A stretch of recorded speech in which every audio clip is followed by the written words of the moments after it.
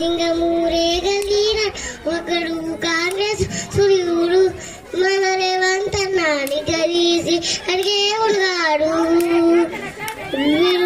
విలువలేతాడు